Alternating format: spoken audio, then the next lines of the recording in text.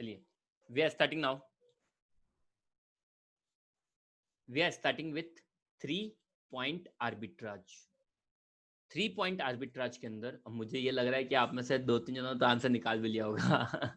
ठीक है, तो 3 पॉइंट आर्बिट्राज के अंदर आपके पास ये दे रखी 3 बैंक, ए बी और सी, 3 बैंक दे रखी है। आपके पास 10,000 रुपए हैं आर्बिट्राज के लिए, तो आप क्या करोगे? तो अब आपको ये सपना तो आएगा नहीं कि बैंक ए से आपके रुपए पड़े ना, देखो आपके पास क्या पड़े हैं, रुपीस पड़े, और रुपीस से 2 बैंक ने अपने अपने अमाउंट को कोट कर रखा है, बैंक ए और बैंक बी। अब आप लोगों को सपना तो आएगा नहीं कि यार बैंक ए के पास, मतलब बैंक ए से स्टार्ट करें या बैंक बी से स्टार्ट करें। तो मैं स्टार्ट करता हूं starting from bank A.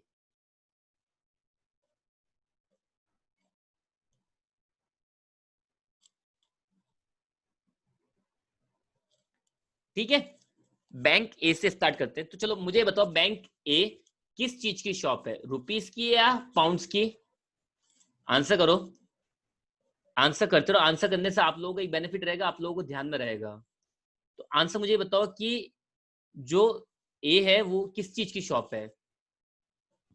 Obviously वो शॉप किस चीज की है, पाउंड्स की। तो आप लोग या तो पाउंड सेल कर सकते हो या पाउंड्स परचेज कर सकते हो। आप लोग या तो पाउंड्स सेल कर सकते हो या फिर पाउंड्स परचेज कर सकते हो। तो चलो आप लोग क्या करोगे, यहां से आपके पास 10,000 रुपए पड़े हैं। देखो आप लोगों के पास में 10,000 रुपए पड़े हैं, 10,000 रुपए पड़े हैं, तो आप लोग क्या करोगे? 10,000 रुपए पड़े तो आप लोग पाउंड्स परचेज करोगे। भाई आपके रुपए पड़े तो कोई चीज खरीदोगे ना आप तो आप लोग पाउंड्स परचेज करोगे। तो पाउंड्स आपको परचेज करने हैं, तो आपके लिए रेट क्या रहेगी? 91.7। अभी आपको कन्वर्जन में समझाया था, देखो ये रहा, मैंने रूल ऑफ कन्वर्जन में समझाया था। परचेज करना है तो कौन सी रेट काम में लेनी सही रहेगी? बस ये परचेज सेल निकाल लो, 2 बार ये पढ़ लो, सफिशिएंट है। परचेज करना है तो आस्क रेट को डिवाइड करो, सेल करना है तो बिड रेट, सेल करना है तो बिड रेट और मल्टीप्लाई करो। कितना इजी है, कितना सिंपल है। आप लोगों को बस ये पता लगाना है कि परचेज या सेल, और बहुत इजी पता चल जाता है। 3-4 क्वेश्चन बाद हम आपको बिल्कुल फ्लो में चलते हो आप लोग। तो मुझे जैसे ही पता चला कि ये शॉप किसकी है, शॉप किस चीज की है, शॉप मैंने ये समझ लिया कि मेरे जो राइट हैंड साइड में रहेगा उसकी शॉप, मतलब पाउंड्स की शॉप है। पाउंड्स की शॉप है तो आई कैन इधर परचेज पाउंड्स और सेल पाउंड्स। तो मेरे पास रुपए पड़े तो मैं पाउंड्स परचेज करूंगा ऑब्वियसली। तो मैं पाउंड्स परचेज करने हैं, मुझे परचेज करने तो कौन सी 2 रेट है, बिड और आस्क। 2 रेट है, एक है बिड रेट और दूसरी है आस्क रेट। ठीक है, मैं रेट कौन सी काम में लूंगा? ऑब्वियसली अब मेरे को जब परचेज करने हैं तो मैं आस्क रेट काम में लूंगा, और आस्क रेट ले रहा हूं तो आस्क ले रहा हूं तो डिवाइड। दैट मीन्स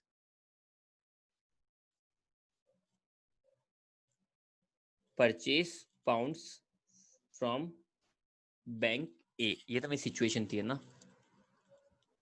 तो जो purchase pounds from bank A, तो मैं क्या करूंगा, मेरे पास 10,000 रुपीज है, कौन सी रेट लूंगा मैं? Ask rate. आस्क रेट कितनी है? 91.7। मुझे अगर परचेज करने हैं तो बैंक मुझे किस रेट पे देगी? 91.7 पे। अगर मुझे सेल करने होते तो मुझे बैंक कितने रुपए में देती? 91.4। चलो ठीक है, तो इसको डिवाइड करने से आ जाएगा 10,000 डिवाइडेड बाय 91.7, तो 109 पाउंड आ जाएंगे। 109.05। ठीक है, तो चलो अब ये रुपए, ये पाउंड्स, अब पाउंड्स को किसने किससे क्वाट करेगा? देखो पाउंड्स ने किस, पाउंड्स किससे क्वाट है? पाउंड्स क्वाट है बैंक सी। पाउंड्स किससे क्वाट है? देखो यहाँ पे बैंक सी से क्वाट है, दिखा? तो मैं वो पाउंड्स लेके कहा जाऊंगा? सी के पास। अब बैंक जो सी है वो भी किसकी दुकान है? पाउंड्स की। वो भी किसकी शॉप है? पाउंड्स की। तो यहाँ भी या तो मैं पाउंड्स सेल कर सकता हूँ या पाउंड्स परचेज कर सकता हूँ। मेरे पास क्या पड़े हैं? पाउंड्स पड़े हैं। मेरे पास पाउंड्स पड़े तो मैं क्या करूँ? चलो आप मुझे आइडिया दो, मैं क्या करूँ? मैं यहाँ पे क्या करूँ, मुझे आप लोग आइडिया दो। शुड आई सेल पाउंड्स और परचेज पाउंड्स?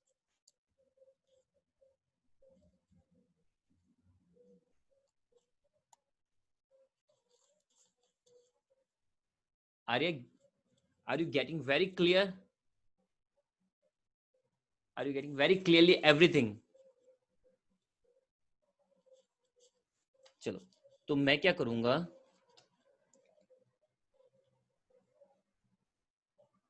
सेल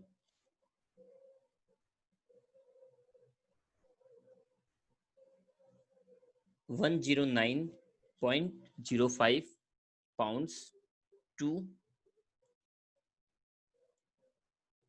बैंक सी। अब मैं सेल कर रहा हूं तो कौन सी रेट लूंगा, आस्क बिड रेट। अब जब मैं सेल कर रहा हूं तो कौन सी रेट लूंगा, बिड रेट। और बिड रेट ले रहा हूं तो क्या करूंगा, मल्टीप्लाई। आस्क लेता हूं तो डिवाइड, बिड लेता हूं तो मल्टीप्लाई। कितना इजी हो गया, ठीक है। तो मैं क्या करूंगा, 109.05 इंटू रेट थी 2.1040, ठीक है। तो ये आंसर आ जाएगा 109.05 इंटू 2.1040, 229.44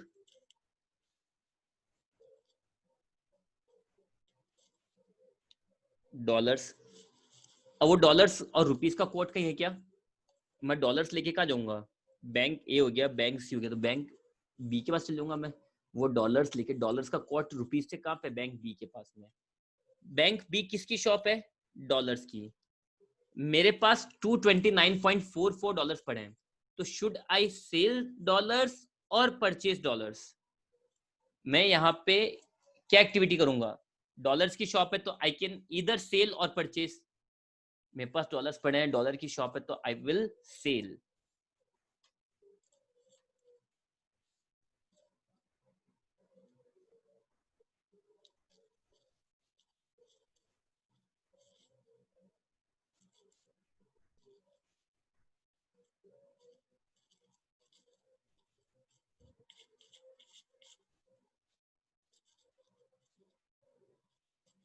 तो आई हैव $0.44। अब मैं सेल कर रहा हूं तो मैं कौन सी रेट लूंगा, बिड रेट। और बिड रेट ले रहा हूं तो मल्टीप्लाई कर दूंगा 42.50 एंड दिस विल बी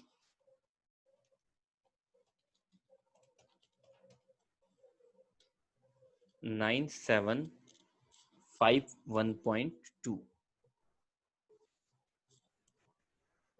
ठीक है। 229.44 इंटू 42.5। तो मेरे पास 10,000 रुपए थे जो रुपए कम हो गए। तो यहां पे this arbitrage is not possible, but this is the end. No, this is not the end. Now we starting from bank, हमारे पास रुपए पड़े थे, we had rupees। हमारे पास दो ऑप्शन थे, बैंक ए से भी स्टार्ट कर सकते थे, बैंक ए से भी स्टार्ट कर सकते थे, बैंक बी से भी स्टार्ट कर सकते थे। I had started with bank A. अगर मैं बैंक बी से स्टार्ट करता तो क्या होता, तो बैंक बी किसकी शॉप है, डॉलर्स की। तो यहां पे मेरे पास 10,000 रुपीज है और बैंक बी है डॉलर्स की शॉप। तो मैं यहां पे क्या कर सकता हूं, एक्टिविटी क्या होगी, सेल डॉलर और परचेज डॉलर, सेल डॉलर और purchase dollar.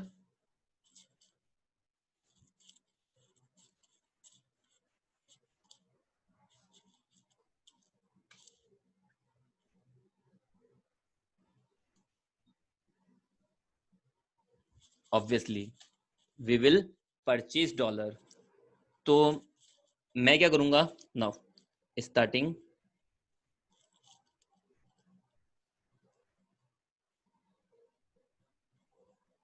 From bank B. तो मैं सबसे पहले एक्टिविटी क्या कर लूंगा,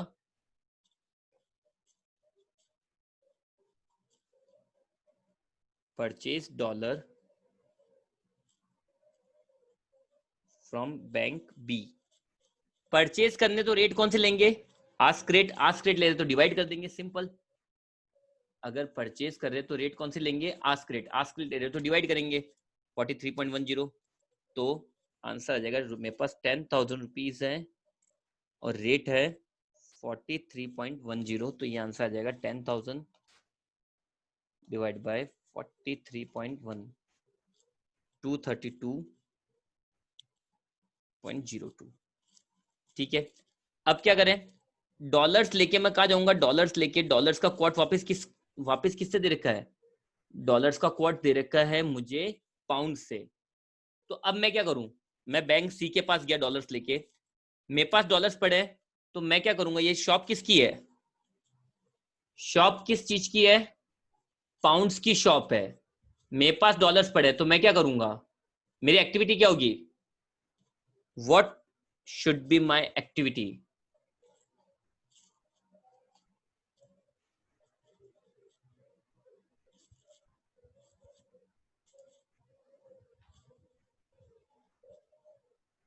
obviously I will purchase pounds, so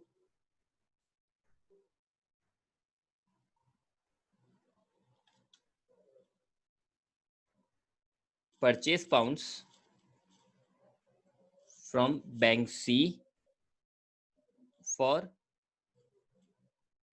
$232.02। वापस से परचेज करना है, वापस से परचेज करना है, तो वापस से रेट कौन से लूंगा, आस्क रेट, आस्क रेट ले रहा हूं, इसका मतलब क्या करूंगा, डिवाइड, ये कितना सिंपल हो गया, आस्क रेट मतलब डिवाइड, बिड रेट मतलब मल्टीप्लाई, तो 232.02 डिवाइडेड बाय रेट थी 2.1070।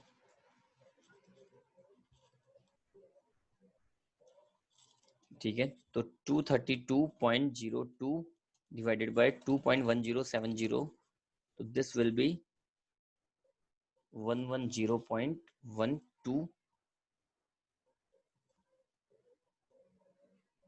पाउंड्स। अब मेरे पास पाउंड्स हैं, वो पाउंड्स लेके मैं कहा जाऊंगा, अब मैं पाउंड से मैं वो रुपीज में कन्वर्ट करने में लेके कहा जाऊंगा, बैंक ए में। तो बैंक ए में what will be my activity, I have 110 pounds, what will be my activity,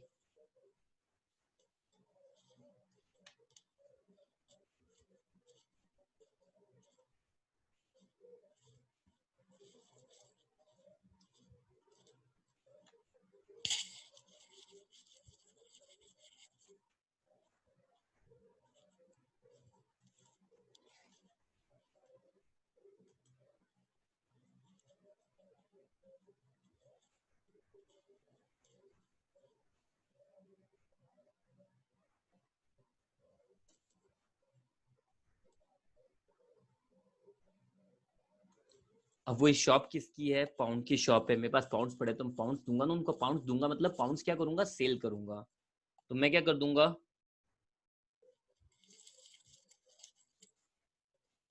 cell, sell pounds to bank A. Sell कर रहा हूं तो कौन सी रेट लूंगा, ask rate, sorry bid rate, sell कर रहा हूं तो कौन सी रेट लूंगा, बिड रेट, और बिड रेट ले रहा हूं तो मल्टीप्लाई करूंगा, ओके, दैट मीन्स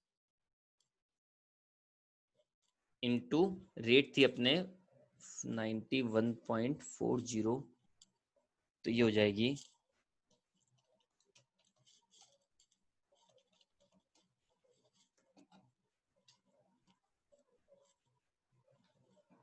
10064.96 या 97 कुछ भी।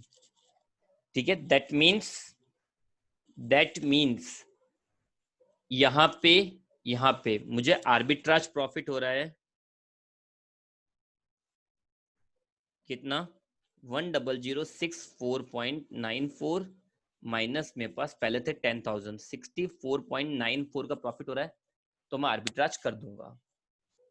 तो ये टू वे आर्बिट्राज, और दोनों पॉइंट्स अच्छे समझ में आए, यस और नो, दोनों आर्बिट्राज अच्छे समझ में आ गए क्या,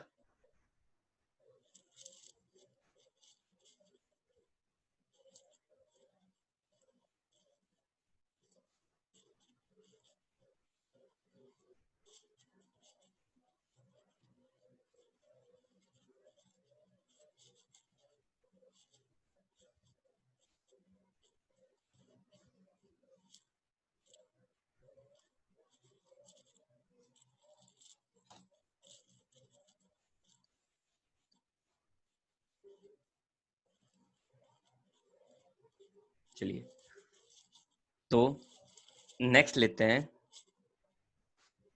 क्रॉस करेंसी। नेक्स्ट टॉपिक, हमारा टॉपिक कौन सा हो गया था, आर्बिट्राज का पॉइंट कौन सा था, रूल्स ऑफ कन्वर्जन हो गया, आर्बिट्राज 5वां पॉइंट हो गया, पॉइंट नंबर 6।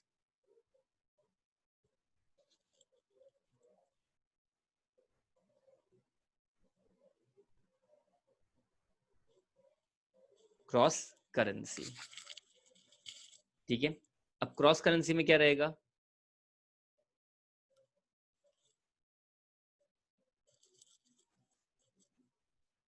क्रॉस करेंसी में कैसे, जैसे दो रेट है जो आपस में कभी, जैसे फॉर एग्जांपल, एक एग्जांपल से सॉल्व करते हैं इसको। ठीक है, बैंक ए है, या फिर ऐसा मान लो रुपीस का डॉलर से क्वार्ट दे रखा आपको 70 एंड 72, और वहीं पे डॉलर का पाउंड से क्वार्ट दे रखा है, डॉलर का पाउंड से क्वार्ट दे रखा है आपको कौन सा 1.28 और 1.30, और आपसे ये पूछा है आपको कैलकुलेट करना है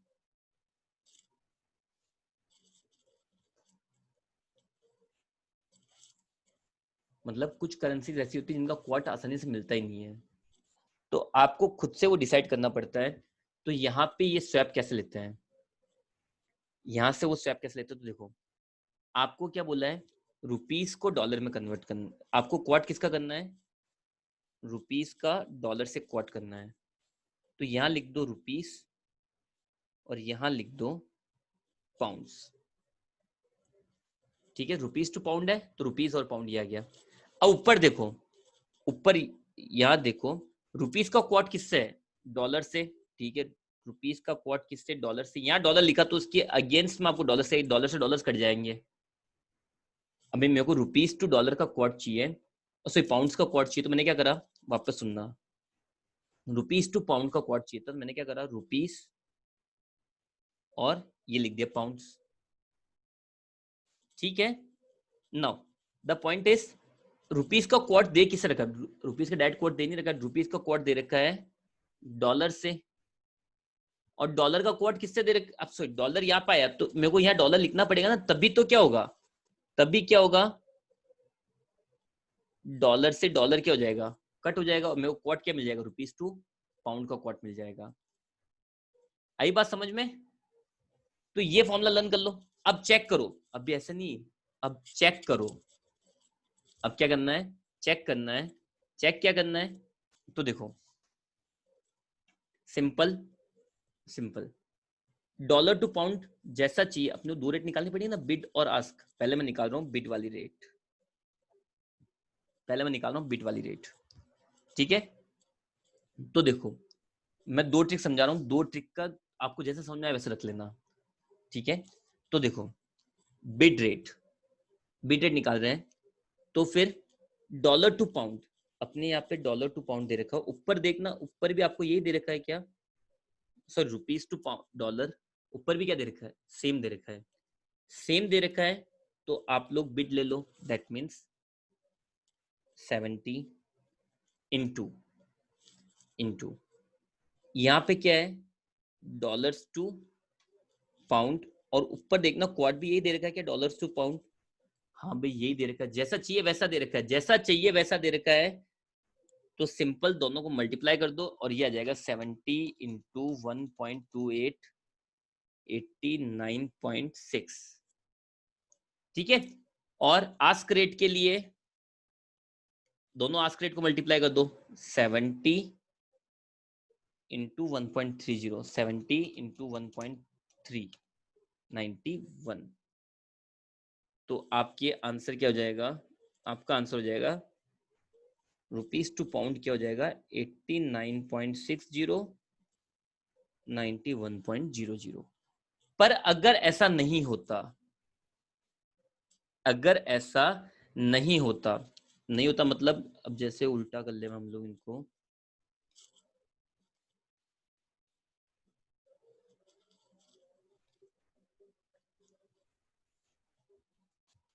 अगर उल्टा कर ले इस चीज को। और हाँ sorry Kirti, sorry, thank you. 72 थी यहाँ पर, सॉरी सॉरी। 72 इंटू 1.30, 93.6 आएगा, सॉरी कीर्ति। 93.6 और यहाँ पे मैं लिख दूंगा thank you. Question number second. अब जैसे आपको कोड दे रखा है, कोड दे रखा है ₹2 is equal to same 70 and 72, और पाउंड $2 दे रखा है 1/1.28, 1/1.28, 0.78, 1/1.3,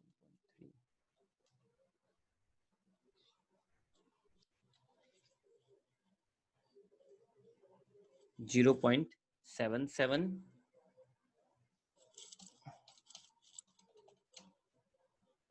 और 0.79, ऐसा कुछ ये दे रखा है। और आपको वापस से वही चीज कैलकुलेट करने के लिए बोला है, क्या? रुपीस का क्वाट करो पाउंड से। रुपीस का क्वाट किससे करना है? पाउंड से। तो फॉर्मूला तो वही रखूंगा ना, फॉर्मूला थोड़ी ना मैं एकदम से चेंज कर दूंगा। रुपीस का पाउंड से तो रुपीस और ये पाउंड। ओके ठीक है सर। अब रुपीस का क्वाट दे किससे रखा है? ऊपर देखो रुपीस का क्वाट दे किससे रखा है। ये देखो रुपीस का क्वाट किससे दे रखा है? डॉलर से। यहाँ डॉलर लिखा तो अल्टीमेटली मुझे डॉलर सामने लिखना ही पड़ेगा। क्यों लिखना पड़ेगा? कट करने के लिए। ठीक है, तो ओके ये चीज समझ में आ गई। तो अब इसको सॉल्व करते हैं। तो देखो मुझे यहाँ चाहिए डॉलर, ₹2 और ऊपर देखना आपको क्वाट क्या दे रखा है? ₹2 ही दे रखा है। आपको $2 चाहिए तो $2 ही तो दे रखा है, एज इट इज दे रखा है। जैसे मैं निकाल रहा हूं पहले बिट रेट, अगर एज इट इज दे रखा है तो bid rate as it is ले लो। ठीक है, और मुझे चाहिए डॉलर टू पाउंड, और यहां देखना आपको डॉलर टू पाउंड दे रखा है क्या?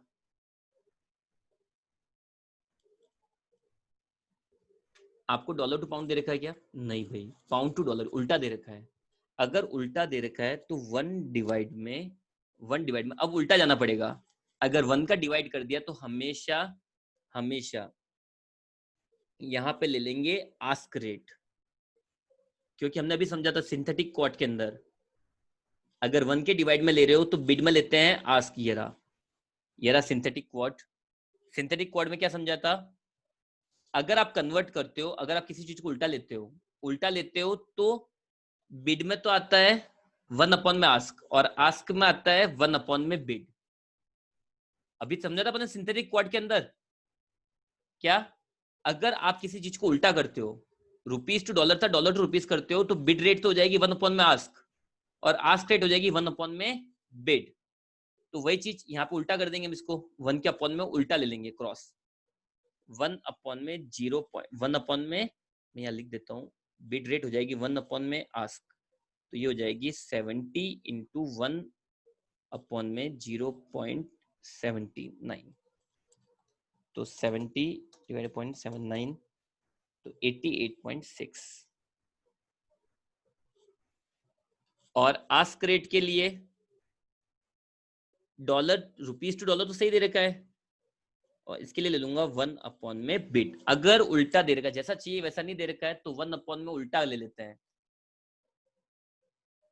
ठीक है, तो ये हो जाएगा 72 इंटू 1 अपॉन में 0.77, तो 72 अपॉन में 0.77, और ये आ जाएगा 93.5, और ये आ जाएगा आप लोगों के rupees to pound is equal to 88.6 and 93.50। आया समझ में अच्छे से?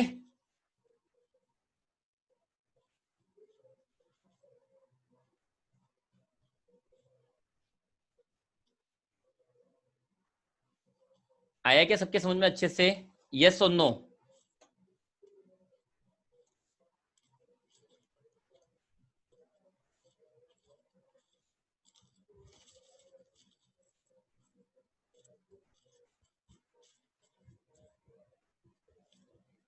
अब आती है नेक्स्ट टॉपिक। कौन सा टॉपिक हो जाएगा ये? कौन सा था? 6th। तो 7th टॉपिक हो जाएगा हमारा। 7th topic, spot rate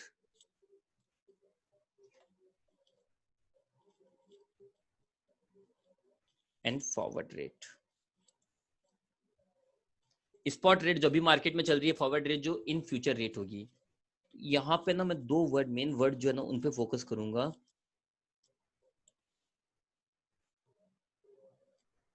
depreciate, appreciate. Appreciate मतलब प्रीमियम,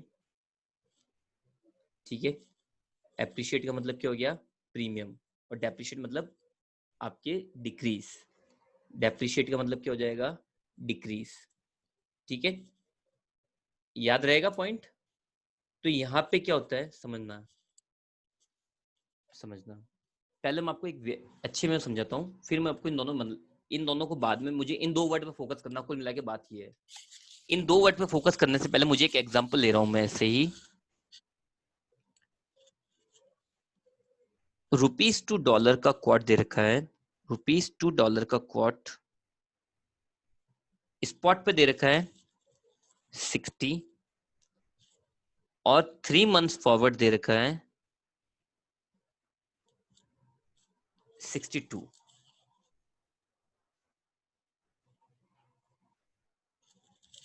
तो देखो यहां पे दो बातें कही जाएगी। एक एक डॉलर की वैल्यू जो है वो एप्रिशिएट हुई है, और रुपीस की जो वैल्यू है वो हुई है डेप्रिशिएट। अब आप बोलोगे कैसे? यहाँ तो रुपीस तो बढ़ता हुआ दिख रहा है। डॉलर, रुपीस पर डॉलर है 60 का 62 हो गया। डॉलर, रुपीस पर डॉलर, $1 के बदले में पहले 60 मिले थे, 62। इसका मतलब डॉलर की वैल्यू स्ट्रेंथ हुई है, डॉलर की वैल्यू अच्छी हुई है, और जो रुपीस है उसकी वैल्यू क्या हुई है? कम हो गई है। रुपीस की वैल्यू क्या हो गई है? कम, डेप्रिशिएट। हमेशा बात ध्यान रखना, यहाँ पे रेट बढ़ने का मतलब ये होता है इसकी वैल्यू तो हो गई डेप्रिशिएट और इसकी वैल्यू हो गई एप्रिशिएट। उसी तरह से अगर मैं उल्टा बोलूं, रुपीस पर डॉलर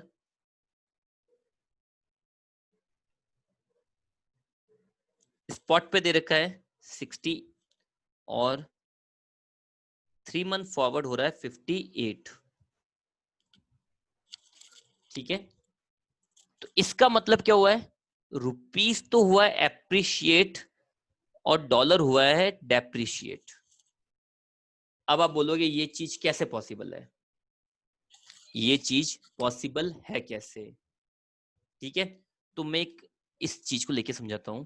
देखो, एक फॉर्मूला होता है एनुअलाइज प्रीमियम का, मतलब जो आपकी एप्रिसिएशन होता है इसको बोलते हैं ना, एप्रिसिएशन को प्रीमियम बोलते हैं। तो प्रीमियम का एक फॉर्मूला होता है, मैंने आपको लिखवाया है वैसे तो।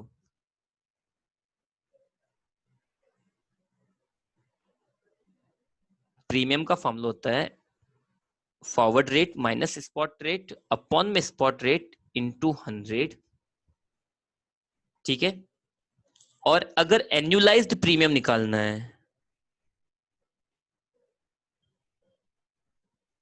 एनुअलाइज्ड प्रीमियम, तो फॉर्मूला हो जाएगा forward rate minus spot rate upon में spot rate into 100 upon into 12 upon में n, ठीक है। ये चलता है आपके एनुअलाइज प्रीमियम का फॉर्मूला। चलो ठीक है सर, मुझे तो इस फर्स्ट वाले क्वेश्चन में प्रीमियम है या डेप्रिसिएशन वो निकाल के बताओ। तो भाई पहले वाले क्वेश्चन में, क्वेश्चन 1 में जहां पे आपको क्वाट दे रखा था ₹2, रुपीस पर डॉलर दे रखा था, स्पॉट पे 60 और 3 मंथ फॉरवर्ड हो गया 62।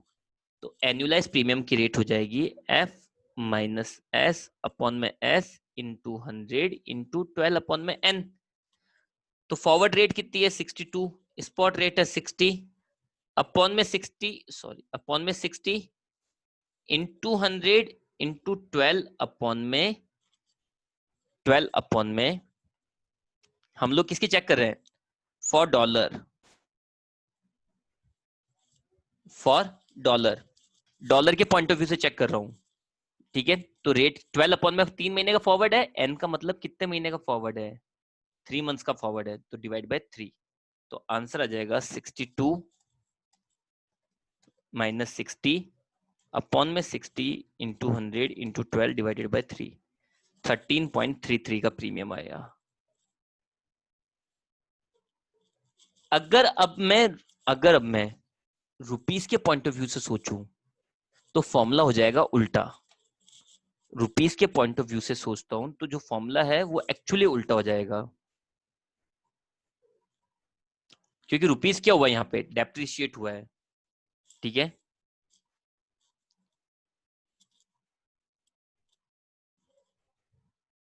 एनुअल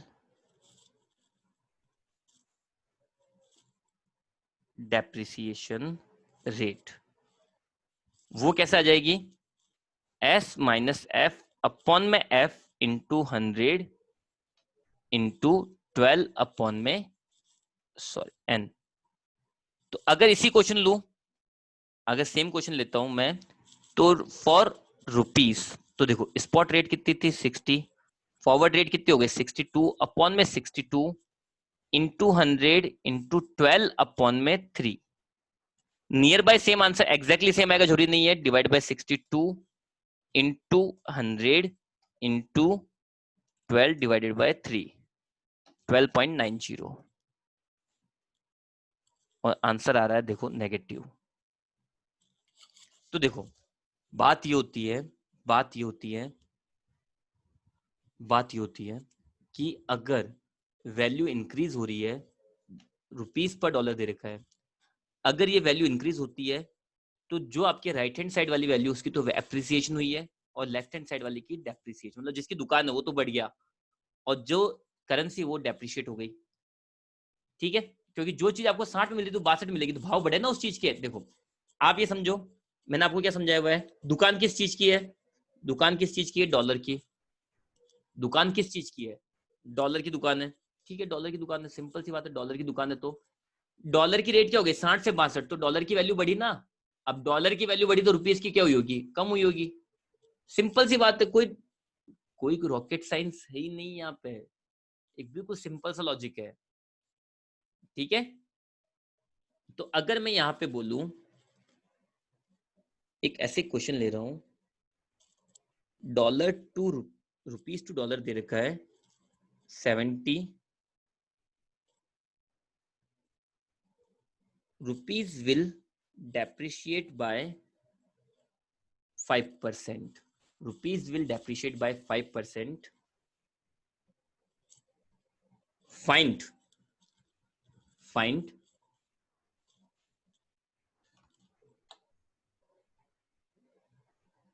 5%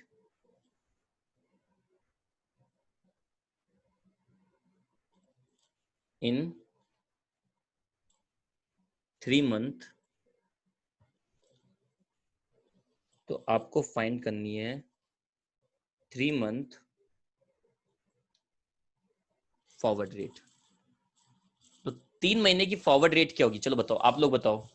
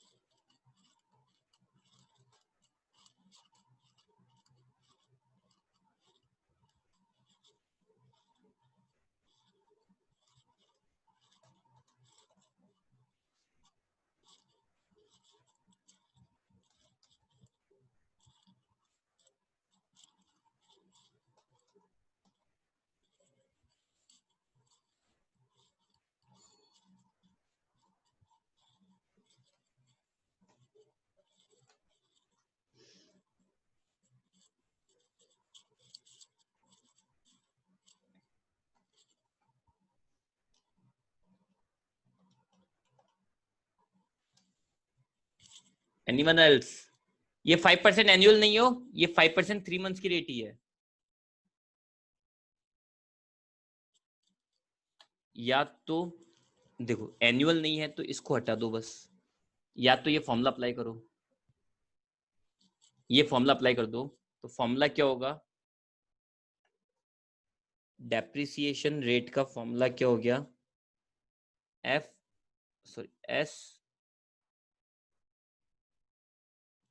माइनस एफ अपॉन में F into 100।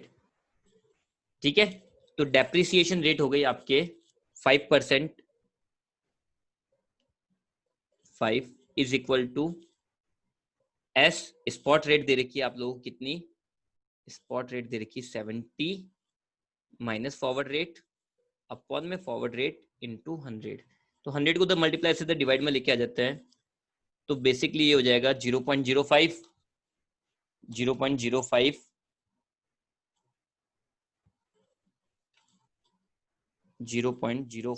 F is equal to 70 minus F, तो एफ से एफ इधर आ जाएगा, तो एफ इज इक्वल टू जाएगा 70 अपॉन में, मैं डायरेक्ट कर रहा हूँ एक कैलकुलेशन, 0.95 डिवाइडेड बाय, तो 70 अपॉन डिवाइडेड बाय 7.95, तो कितना हो गया।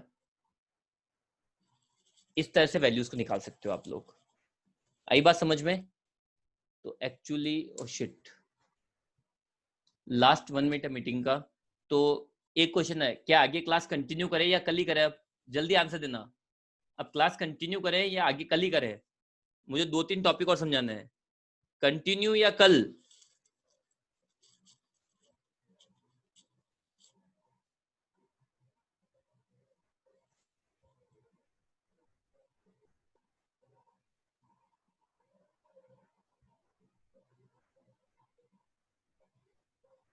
चलो तो फिर वापस वही 5 मिनट का ब्रेक है, उसके बाद कंटिन्यू मिलते हैं। ठीक है, 5 मिनट का ब्रेक है, उसके बाद वापस कंटिन्यू मिलते हैं।